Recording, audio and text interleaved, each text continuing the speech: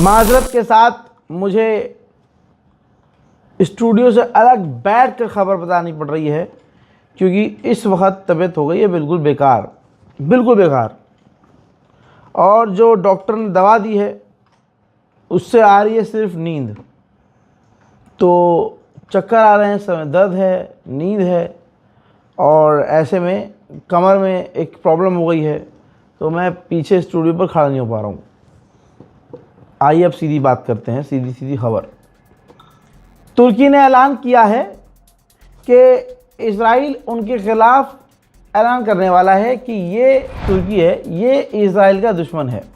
हज़रात मोहतरम, बहुत सारी खबर चल रही है, लेकिन वो मेरी तरफ से कंफर्म नहीं है और गोदी मीडिया भी चला रहा है, लेकिन मैं इस बात को नहीं मानता। अभी मामला ये है कि विदेश मंत्री जो तुर्की के हैं उन्होंने ऐलान किया है कि इजराइल बिना लड़े रह नहीं सकता।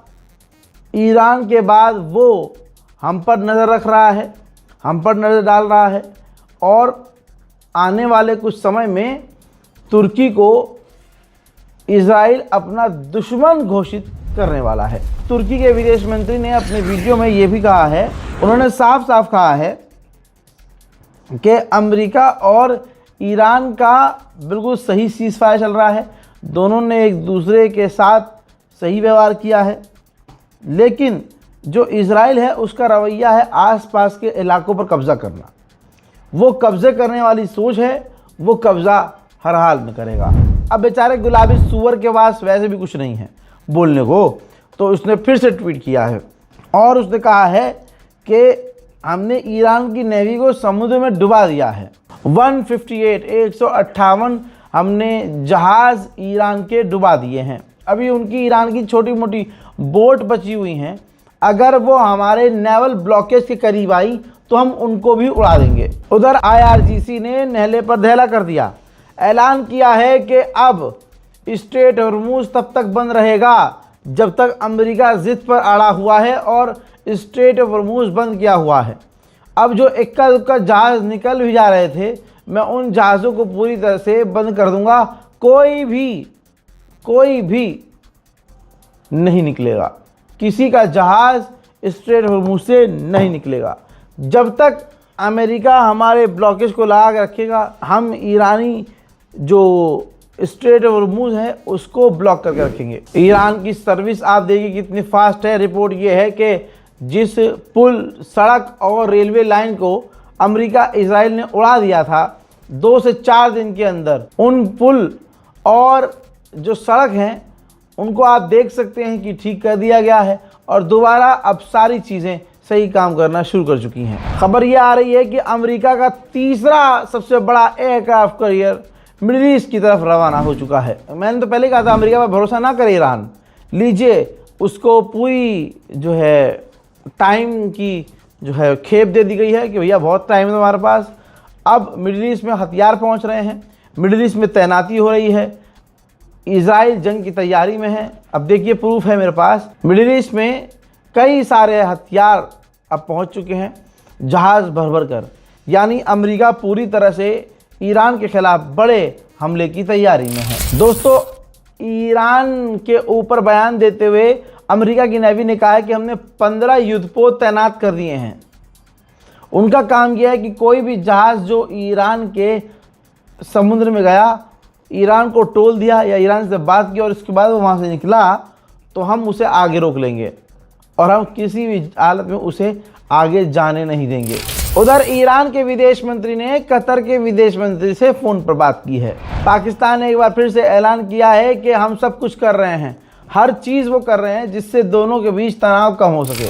उधर रशिया के मिलिट्री हेलीकॉप्टर जो ईरान ने ख़रीदे हैं वो पहली बार आसमान में ईरान के नज़र आए हैं। तस्वीर देखिए, ध्यान से देखिए, ये हेलीकॉप्टर ईरान ने रूस से ख़रीदे हैं, जो कि अब पहली बार रशिया की आर्मी का हेलीकॉप्टर ईरान उड़ाते हुए नज़र आ रहा है। दोस्तों, जो केंट आपको याद होंगे जिन्होंने रिज़ाइन दे दिया था, काउंटर टेररिज्म के हेड, उन्होंने कहा है कि अगर आप चाहते हैं कि डील हो जाए तो हमारी फ़ौज को हमारी अमरीकी आवाम को, खासकर जो फैसला लेने वाली टीम है, वो नेतन्याहू से दूर रहे और किसी भी हालत में नेतन्याहू की कोई बात ना सुने। अभी अमेरिका की गवर्नमेंट ऑफिशियल्स नेतन्याहू की सुन रहे हैं, इस वजह से डील नहीं हो रही है। हजरात, हंडाला हैकर ग्रुप ने सऊदी और बहरीन पर साइबर अटैक किया है और वहां जो उनके इंफ्रास्ट्रक्चर थे, उनके डेटा को लीक कर दिया है। हजरात, अमेरिका कितना जलील होगा, गुलाबी सुअर कितना जलील होगा। पहले ब्रिटेन ने मना किया, फिर फ्रांस ने मना किया, फिर उसके बाद ऑस्ट्रेलिया ने मना किया और अब स्पेन ने मना कर दिया।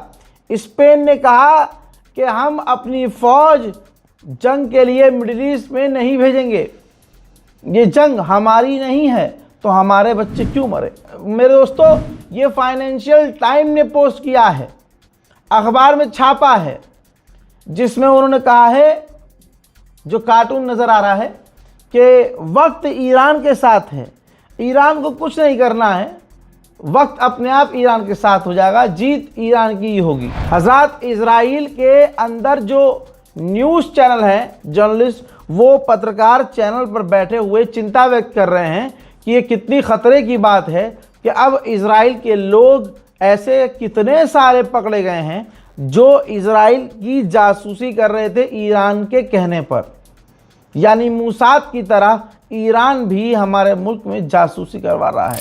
उधर मेरे दोस्तों, ईरान ने भारत से दोस्ती निभाई है और ऐसी निभाई है कि गोदी मीडिया के मुंह पर तमाचा पड़ेगा। ईरान ने मना कर दिया है, उनसे पूछा गया था, ईरान ने कहा कि हमने जितने भी टैंकर ईरान की तरफ से निकले हैं, स्ट्रेट ऑफ हॉर्मुज की तरफ से निकले हैं भारत के, उससे कोई पैसा, कोई टैक्स नहीं लिया गया है।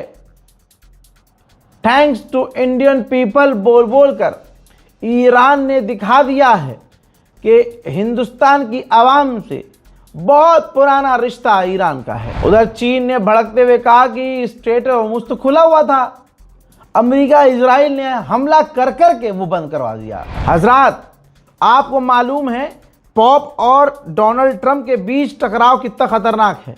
ऐसे में ईरान के राष्ट्रपति पेजेश्कियान ने ट्वीट किया है और ट्वीट करके पॉप को मेंशन करके पॉप को सपोर्ट किया है। कहा है, पेजेश्कियान ने कहा कि हम ईरान के लोग पॉप के साथ हैं, उनकी बेइज्जती बर्दाश्त नहीं की जाएगी, उनका हम समर्थन करते हैं, वो अल्लाह के, वो गॉड के मैसेंजर हैं। उधर ईरान को मिली एक और बड़ी कामयाबी, तस्वीर आपके सामने है। ऐसे बहुत सारे घरों पर जो है छापा मारा गया और उनके यहाँ अंधाधुन विदेशी हथियार मिले।